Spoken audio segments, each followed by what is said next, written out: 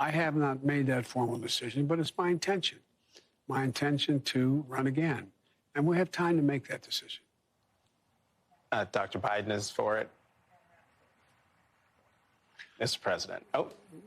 Dr. Biden thinks that, my wife thinks that,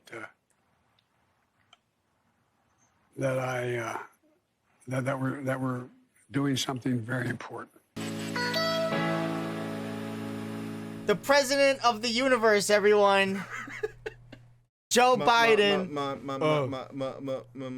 wife, Dr. Biden, wants a cookie. Give that man a cookie. What?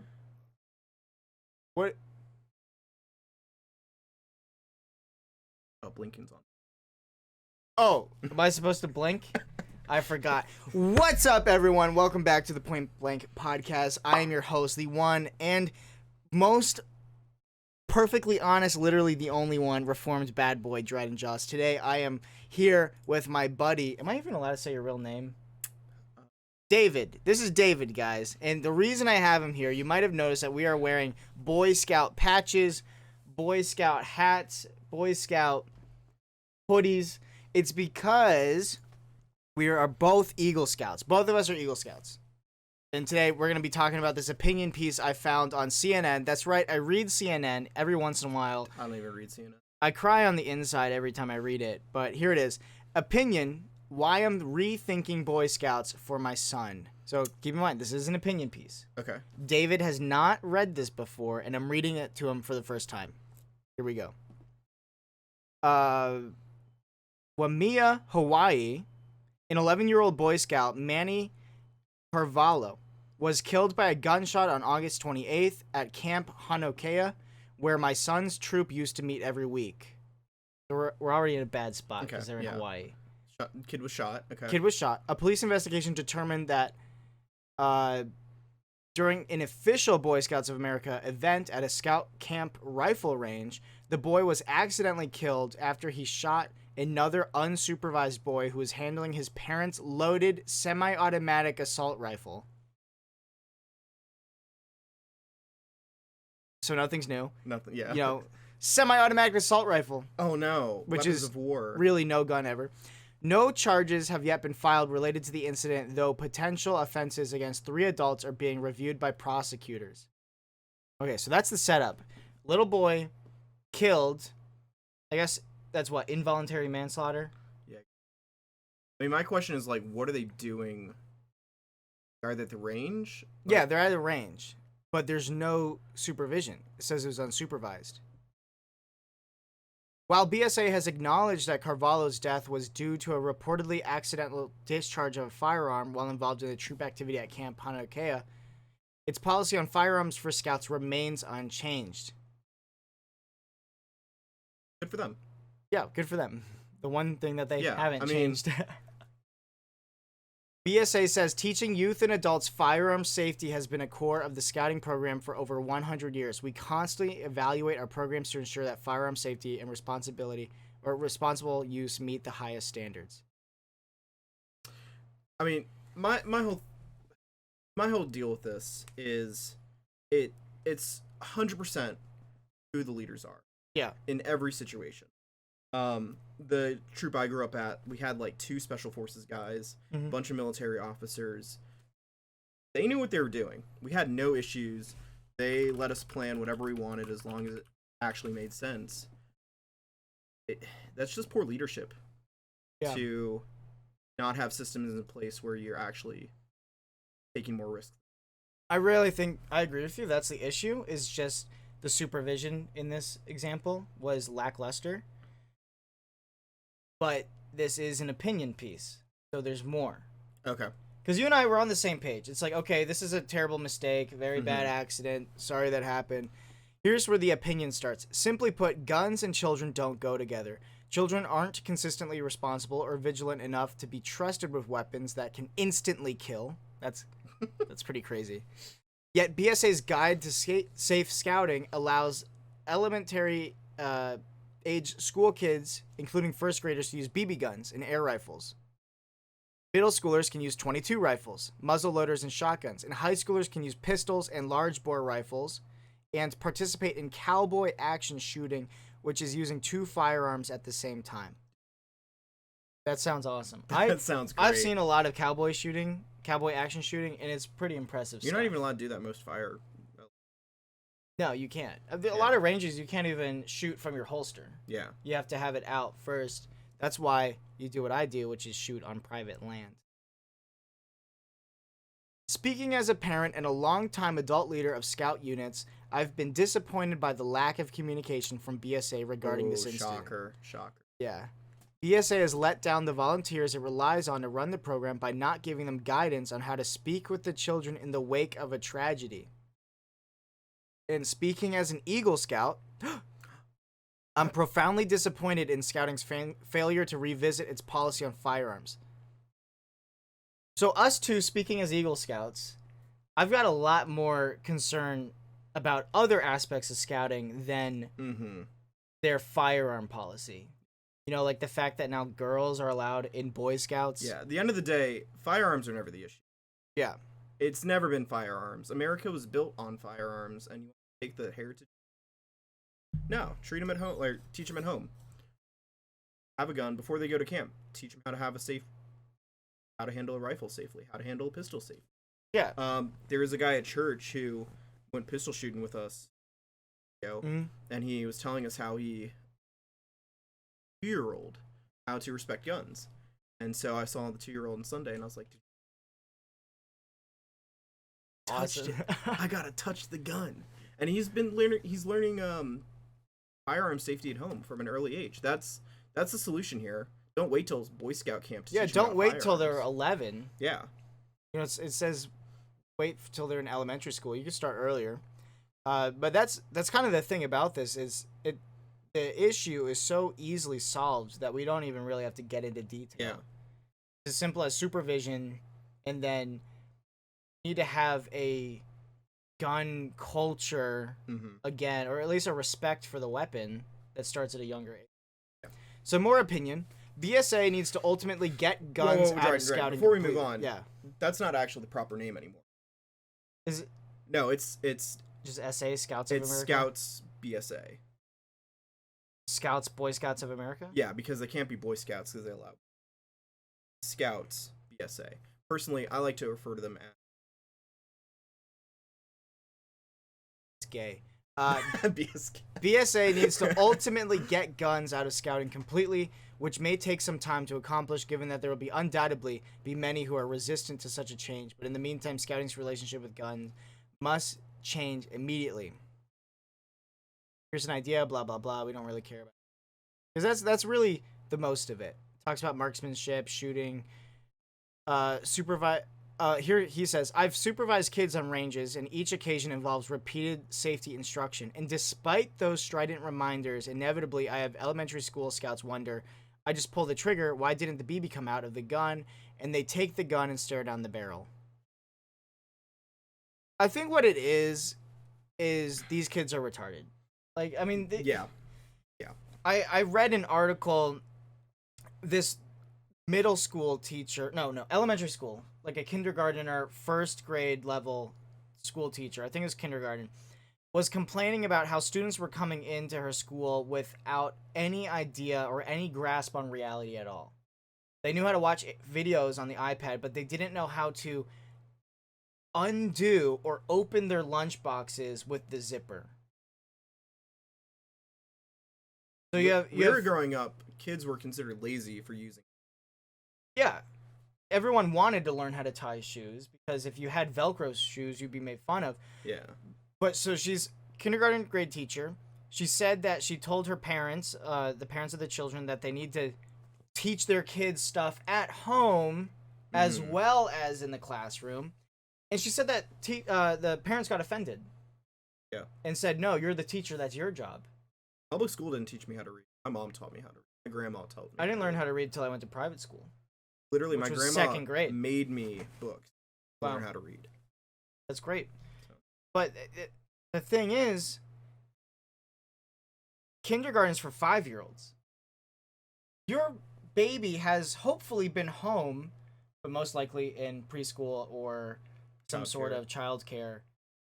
What are you doing for 5 years? Not training your kids how to do anything. not Yeah. teaching them how to open a zipper. Yeah, and also the repeated safety instruction that never stops. Yeah. Every single time you go to a range, I still There's- repeatedly do safety instruction. that's I mean, something that never stops. you know, as a super pro gun guy, I'm always checking the chamber. You're always clearing the magazine.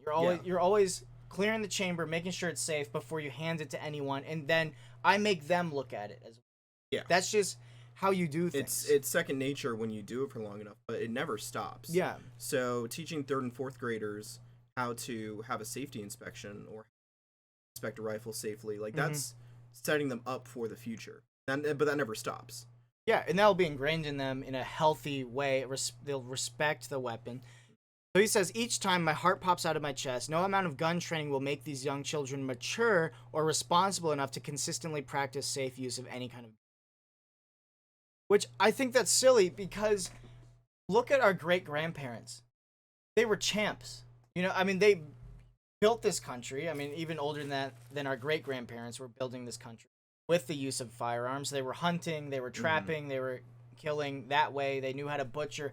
They had respect for the firearms. You know, I reread the first Laura Ingalls book last week. I was listening to it on Audible while I was working because I wanted some nice nostalgia. Those were the first books I learned how to read. And there's a whole portion of a chapter where Pa is taking his time casting his own bullets. That's just how he did it back then. Yeah. And he had a musket, and it was a muzzle loader. But guns have always been a part of American culture. The issue is now is we're starting too late, so these children have no respect for the weapons. We also have this is a problem I have with gun owners, are the ones that are very silly because they'll just have a loaded gun somewhere in the range of their toddler.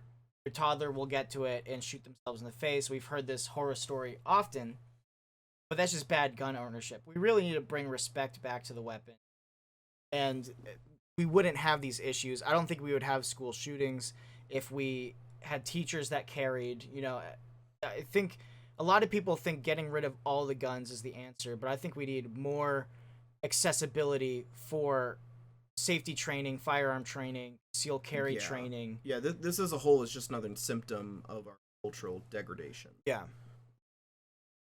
So here we go. He says, if nothing changes after Carvalho's death, it might be time for my family to leave scouting. Wait, the kid died? Yeah, he died. Okay, He just was- said shot earlier. No, he said he died. And so far, BSA has shown no signs of abandoning or even modifying its encouragement of gun culture. Let's see. My brother and I are both Eagle Scouts. We've benefited from that title that we've gotten from that. My son's learning skills, blah, blah, blah. I could benefit from Yeah, I haven't really benefited. See, if I remember there was one part. See Yeah. it right I mean, now. pulling out of Boy Scouts. Trail life. I'd probably put my kids in trail life at this point. Could you explain trail life? Because I don't really know Yeah, what that so is. when they made the decision to allow gay scouts into the program, a lot of conservative Christians left the program and created their own alternative, which I would say goes back to the roots of Boy Scouts, where it is more outdoor skills focused, Yeah. less of the. I'm sure there's Less of the community. I'm sure there's part of that in there. Okay. But it has a lot greater emphasis on just craftsmen and skills. Okay. Probably more trade skills as well. Because Scouts doesn't really teach trade skills. They kind of just citizenship. And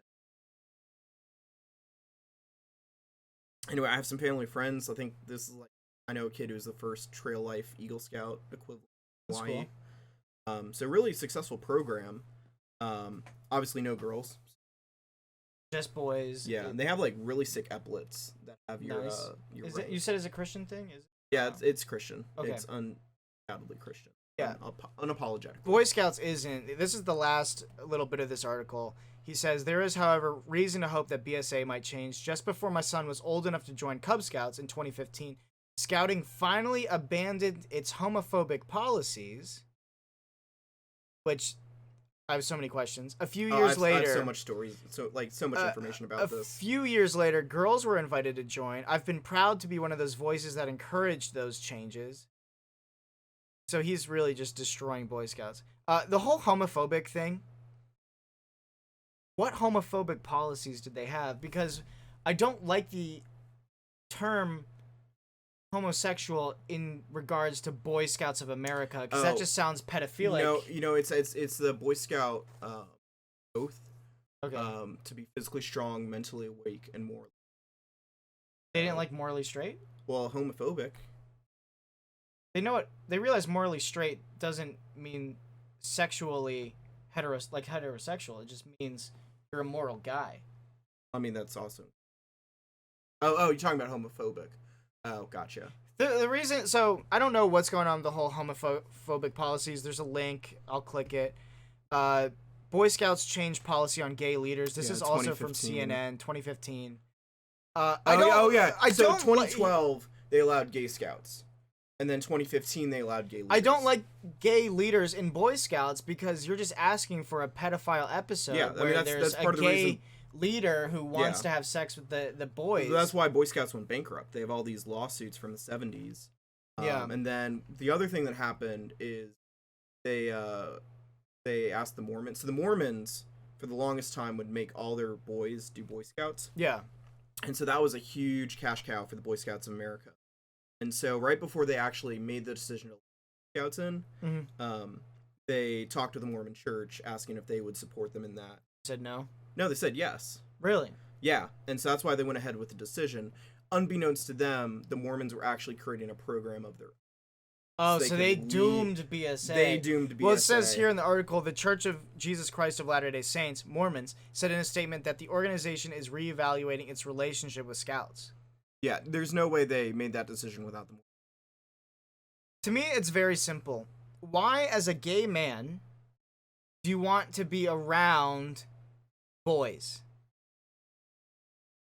I mean, the answer is obvious because... I think it's because you're perverted. I mean, if you're already perverted enough to want to have sodomy, want to engage in sodomy practices, you're already deranged enough. I don't need you around boys. Yeah. It's the same reason why if I had daughters, I would not want a male leader around them or a male school teacher's fine. But, I mean, if there's a more... You don't want a Girl Scout leader who's a guy leading your girls. Yeah. Yeah. You have to be very careful with that sort of thing.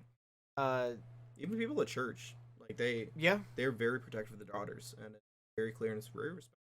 Good. Yeah. I mean, you should be scared, not scared, but you should be concerned over the youth pastor. Yeah. You know, is he a it's married foolish, man? It's foolish not to consider these things. Yeah. I think a lot of the time in churches, this is a little bit of a side note, a lot of the time in churches, our elders are really young people. I mean, I think elders should be older when it comes to leadership. I don't think the youth pastor necessarily should be the 25-year-old guy who just graduated from Liberty, and sure, maybe he's married, maybe he's not, but that he's too young. Yeah, there's a lot of life experience. But what I'm saying is you need to be smart with your kids. I wouldn't want my kids in Boy Scouts anymore, ever since they added girls to it and really just cheapened the name. Yeah, I mean, I will say the troop I grew up at was very solid, and I'm still on the Facebook page with the troop Facebook page. Yeah. And they went to Montana this summer. They did like a backpacking, kayaking thing. It looked really cool. That's awesome. And so I think they are still connected to a really faithful church.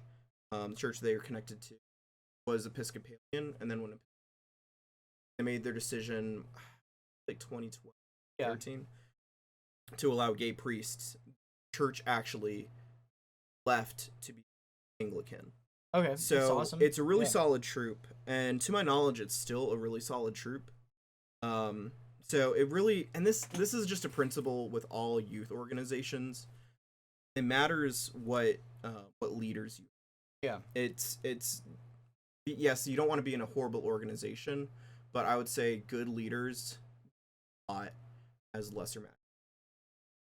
Yeah, it's kind of like if your local sheriff doesn't care about the law. If you have a scoutmaster that doesn't care about these woke... woke law. So if your sheriff is ignoring woke laws. Yeah. My troop was very solid. I mean, I was Eagle Scout number 130-something. I mean, we're cranking out 10 Eagle Scouts a year. Blacks like 50 or 20. But we had over 100 scouts, Eagle Scouts. I was number 1 something. Very good troop. I was troop 1128 over in Vienna. And I haven't kept up with them because I moved, but I'm pretty sure, being in the location in Northern Virginia, that it's most likely going to get washed out with kind of ideas. I mean, we were already close to venture scouting. We had a venture scout group which has girls, so I'm sure that now there might be girls involved. But the simple thing, you bring in girls. Yeah, and there's already girls with venturing. It's not like they can't be Boy Scouts at all. But just the idea of letting girls in the Boy Scout troop, and I don't know how they flesh this out completely, but we already had pedophilic problems, and now do you want just more sexual harassment issues? Yeah. And it's just not good, because I know Boy Scouts. I was a nice, good Christian kid. Yeah, but these kids were insane. These boys were horny out of their mind. Yeah, and you put a bunch of hormonal teenagers. Yeah, exactly. On a camping trip where it's hard enough to You're corral in them the as it woods is. with no Wi-Fi. They're gonna figure out things to do. Yeah, I'm not about it. it's just not a wise decision. Yeah, let's see. Naka Nathaniel, this guy, he's canceled for wanting guns out of Boy Scouts. Also, still, semi-automatic assault rifle. That's just propaganda. It is propaganda. I need people to understand. Look, talk to them. So, yeah, I mean, it's propaganda. We've disproved these over and over and over again. You want to clear that? Oh, hey, good gun safety. So what I'm doing is I'm clearing the chamber. I'm basically looking inside to make sure that there's no cartridge, no round inside. My finger is off the trigger. I don't see a round either. No round, which means I can safely put this in the fire position, pull the trigger, and now there's nothing this can do. This is an AR-15. AR-15 stands for Armalite Rifle. It does not stand for Assault Rifle. Mm-hmm. The only assault rifle that you can legally own costs thousands of dollars. Well, unless you're in Afghanistan. True. If you're in Afghanistan, they're just in the streets, or however billions of dollars. Was it like $6 billion worth of weapons or something? Crazy. This economy, probably more. Here's the thing. Civilians can legally own a assault rifle, but they cost minimum $15,000. They're not cheap. And you have to wait up to a year for it. Tax. Because of the gun tax, and they hold it. Well, it's a gun tax, and it's like... But that is if you buy an actual assault rifle for $15,000, it's held up to a year before you can actually get it. That is fully automatic, which means if you pull the trigger, it will continue firing. This, one trigger pull, one round, one bullet, which means you can shoot this as fast as you can pull the trigger repeatedly. Saves us money. What's funny about this, too, is it looks scary. Black. According to the left, because really it's the scary black gun. The diameter of the bullet on this is 223. It is tiny. It is technically a 22 right here. Check that out. Finger for scale. It's like those. It's like those beauty. Focus camera. Look at how small that is. It is a tiny bullet. Your dad's hunting rifle in 30-06 or 308 is much bigger. People just don't like this because of its capacity. I mean, these are 30-round magazines. Mm-hmm. But I am so tired of hearing the whole thing about fully automatic or semi-fully automatic. Yeah, and it goes back to making up terms. It goes back to the fact that they haven't been educated themselves, or if they have, they are pushing along the propaganda because they're willingly going along with it. So they're propaganda. They're either they don't even know what they're doing. They're either ignorant or they're lying. And somehow they're both. They're both ignorant and lying. I see congressmen all the time talk about how the brace on a pistol makes it shoot fully automatic. That doesn't make any sense because it doesn't change the chamber inside. It doesn't change the trigger. It's silly. Technically, if you want to be annoying, you could say, couldn't any rifle be an assault rifle if you assault someone with it? It's like, what makes this different? Nothing, really. Arguably, nothing. They're really just jealous they don't have one. They're jealous. Even buy these. I'm building one right now. It's pretty cool. For like $500. Yeah. That's my little rant. Nothing frustrates me more than fully automatic or fully semi-automatic. I mean, you could also just make the argument rifle. that Boy Scouts have been going down for a while. rifles in America. That was like, I think, 1939. Act of 1939, which is President Roosevelt, which he was basically a communist. That's some tea. All right, that's all I got for this segment. I kind of wanted to talk today a little bit about altars in the Bible. And there's so many Bible verses about altars, but last week I was praying in the prayer chapel at Liberty. For those of you who don't know, at Liberty campus, there's a tiny, tiny prayer chapel, and it's always open 24/7. You could go in and pray. It's always quiet in there. Everyone's very respectful. And I was praying in there, and I started thinking about how we don't necessarily need to pray in a chapel, but somehow you feel a little bit closer to God, or there's a little bit more reverence there when you're praying. And I started thinking about it, that altars in the Bible used to be, in regards to the Old Testament, the only place where you could meet with God. And it was always a high place. So Moses didn't necessarily have an altar until he built the tabernacle over in the wilderness. But before that, he met with God on Mount Sinai. Yeah, the idea of going up to the He mountain. went up to reach God. Mm-hmm. Abraham was always building altars that he would worship at. There's a few other guys. Noah built an altar to the Lord, and he offered burnt offerings there. Abram built altars wherever God appeared to him. And so the entirety of the Old Testament, you have one way to reach God, and it's in the temple, the altar, or the tabernacle. That's really it. Or if in the rare case of a Christophany, which is Christ in the Old Testament, pre-incarnate, they always make a sacrifice. Yeah. Which implies they built an altar. Because you sacrifice on an altar, the burnt offerings there. So I started thinking about this. What's so amazing, and sometimes it really is the little things that we have to remember when it comes to Christianity. We hear it all the time. Maybe we'll do communion all the time, things can feel repetitive. They can lose their charm. But every once in a while, you need to go back and remember just how powerful these are. 1 Corinthians 6:19-20 says, "What? Know that your body is the temple of the Holy Ghost which is in you, which ye have of God, and ye are not of your own. For ye are bought with a price. Therefore glorify God in your body and in your spirit, which are God's." So we went from Old Testament, you could only meet God, really, I think like once a year you had to do your big sacrifice. Yeah, that would have been the high priest would have gone. Yeah, the high priest once a year atones for everyone's sin in the Holy of Holies.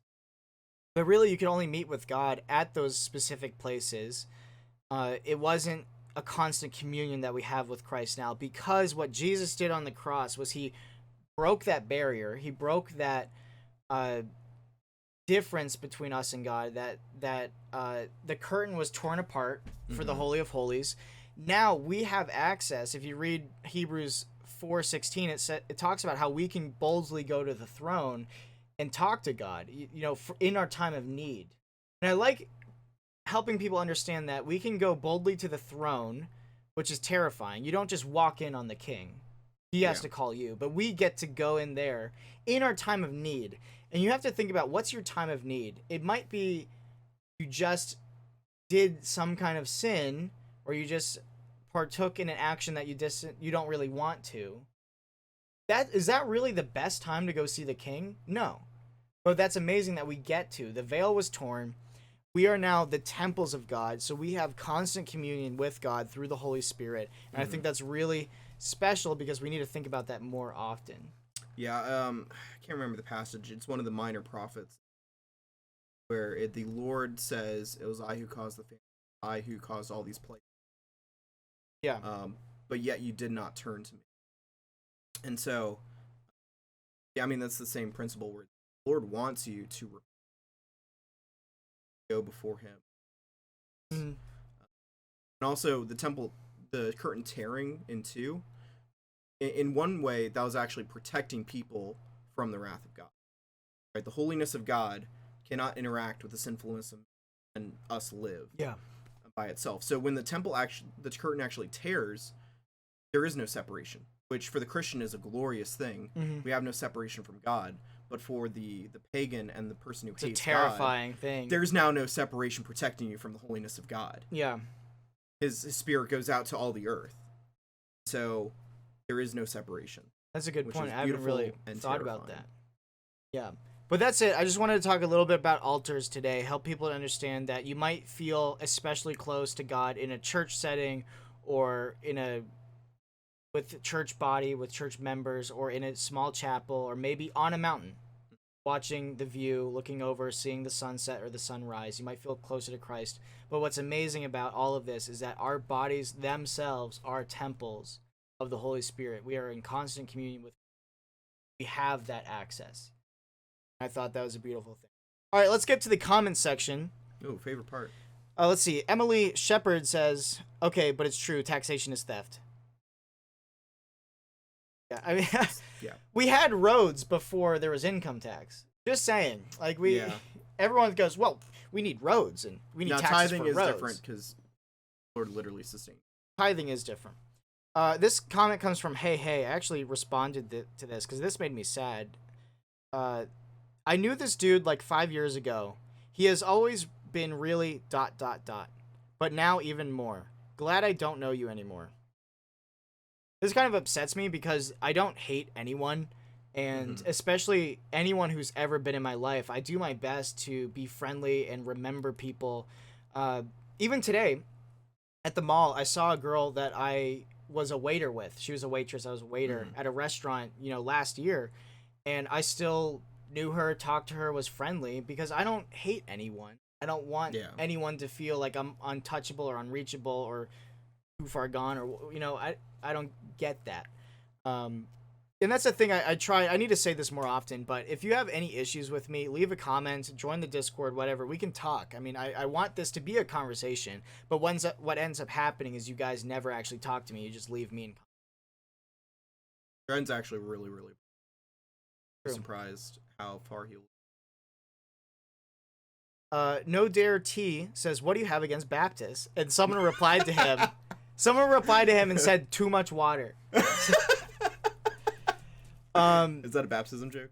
I don't really have anything against Baptists. I just wish that the hardcore Baptists would be open enough to have conversations about infant baptism or pedo communion, like I was, because I used to be Baptist. Same here. And then I had those conversations, and then I went, "Whoa, I can actually, cling to the Bible when it comes to even just postmillennialism or stuff like that." I wish they would be more open for a discussion and not scared of the entirety of Scripture. Yeah, there's this like Old Testament, New Testament that, in my experience, tends to be lacking, but I'm also biased. And I understand the difference. It makes sense why they don't. Yeah. So we'll have the Baptist conversation sometime. I have previous podcast episodes about it. This is from Cam Gives Up on Life. "If being a man is so good, then why are you discouraging trans men? Because being a woman is also good. And I want women to stay women, and I want men to stay men, and do the best at that they can." The world needs women. Yes. And the world needs men. Exactly. But the world does not need women pretending to be men. The world does not need men. That's it. That's really it. All right, that's all for the comment section. And I want to shout out your supporters. Oh, really? Yeah, because they do a great job leaving comments. That is true. Calvinist for life. He comments on all the videos. Rockin' Angel 3 comments on all the videos. Let's see who else. Official Nerdy Channel. Thank you for commenting on pretty much every video. What else? Those are the big three commenters. They comment the most. COVID Dev, he comments on most of them. Emily Shepard has been commenting on all of them like crazy recently. Been binge watching the videos. I could tell because she leaves a comment on every single one. So thank you guys so much for watching. Again, thanks to our Patreon supporters. Thank you for supporting this channel financially during the recession. Thank you so much for that. Yeah, we are in a recession. We are in a recession. CNN doesn't tell me that, so I don't know how I would know it. CNN, they don't have a lot of good stuff. They've really got don't. Stuff like Boy Scouts, If guns. only Paramount, or if only CNN. Oh, We'd be so much better informed. rest in peace. But yeah, if you haven't already, join the Discord and leave a like, comment, subscribe, join the conversation, share this with a friend. Make sure you leave a review on Audible, Spotify, Apple Podcasts, and I think we're even on iHeartRadio. Really? Yeah. Wow. I send it to a program that sends it everywhere. So leave a review on your favorite podcasting platform, and I'll see you all later. Goodbye. That was